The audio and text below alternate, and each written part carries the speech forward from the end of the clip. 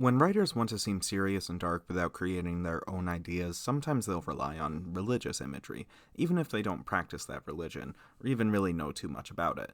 Now, as a lot of religions have a history of being forced on people whether they're interested or not, I understand that people will reference religion without actually knowing what they talk about. And that's, it can range from harmless to harmful, whatever.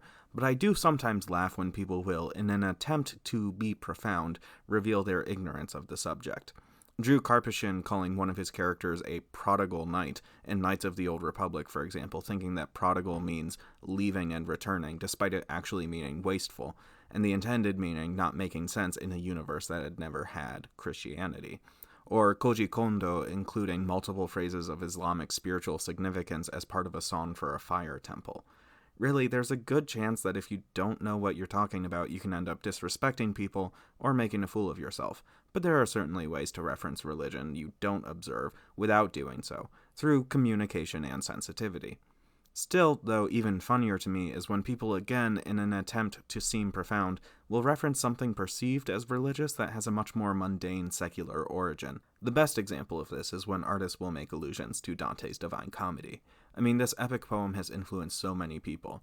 Eliot, Lewis, Joyce, Longfellow, Mendelssohn, Liszt, Rodin, Botticelli, Marx. Wow, mostly men, huh? Well, not just men, also people like Naylor, Picot, Ukrenka, and Wittig have all been influenced in some way or another by Dante's work. And now a lot of these people, sure, they are just referencing something because it's popular or significant to the development of language. But undeniably, there are those that view Dante's Inferno, Purgatorio, and Paradiso as religiously significant texts with actual theological context on the afterlife. It's most certainly not. I mean, to begin, it wasn't written with any connection to any canonical information. Nearly 1,000 years passed between the finalization of the New Testament and the writing of the Divine Comedy. Still, that's not to say something that came along much later can't have significance. The writings and teachings of Augustine of Hippo, Thomas Aquinas, and John Wesley, just to name a few, have great impact on millions of people's faiths. However, Dante didn't write analysis of scripture, advice for how people should live, or contemplation on the nature of Christianity. He wrote a fictional story. But, of course, I don't think that fictional stories are inherently worthless. It's not religiously important as a lot of artists seem to think it is, but can a story still be significant? Yes, it absolutely can. But is this one? How do I even begin to describe how absurd the Divine Comedy is? Well, the main character is Dante himself, so we're starting off with a self-insert character. He is able to cross from hell to heaven, so overpowered.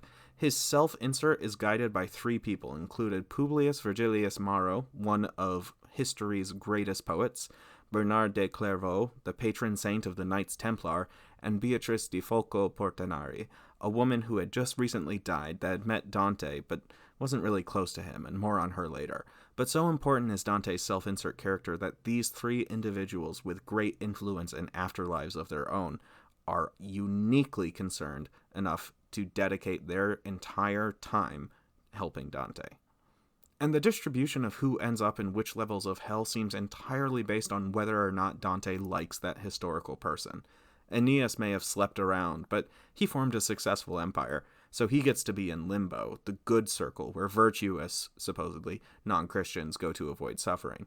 Dido may have formed a successful empire, but she slept with Aeneas, so she suffers in the second circle of hell, where they punish people who have given in to the sin of lust. Even though Aeneas also did. Dante was also a really big Rome fanboy, so someone like Julius Caesar, who encouraged and perpetrated slavery and genocide, can end up in limbo. I guess virtuous in the eyes of Dante doesn't mean non-genocidal. Meanwhile, individuals of great religious significance to different beliefs are described as being tortured in hell, whom, out of respect, I will not mention. And let's get back to Beatrice. She serves the role of Dante's love, idol, and ideal woman. Now, as I said, Beatrice did actually exist, and Dante did actually know her. Kind of. Because he met her twice. He spoke to her on 2 occasions throughout her short life, first when they were 9, and again 9 years after that, and he developed something of an obsession with her. Though she went about her life, and probably didn't think about him that much, Dante's writings, including beyond the comedy, are filled with desiring and praising Beatrice, putting her on a pedestal, calling her a deity, and making the plain white tees look like respectful gentlemen that gave Delilah some space. Both Dante and Beatrice married, other people obviously. Dante's wife, Gemma Donati, though she raised his children and presumably supported him in his writing, is not mentioned by the poet, unlike the woman he was obsessed enough with to wander the streets hoping to meet her, which I think we can all agree is a creepy move. From what I've read, this was seen as kind of acceptable at the time, but I think it's pretty clear it probably shouldn't have been, right? Like, I recognize people develop crushes, and sometimes those crushes develop into unhealthy obsessions. But at the very least, you shouldn't publish your fanfiction of your love life with somebody you barely know, only a few years after their death.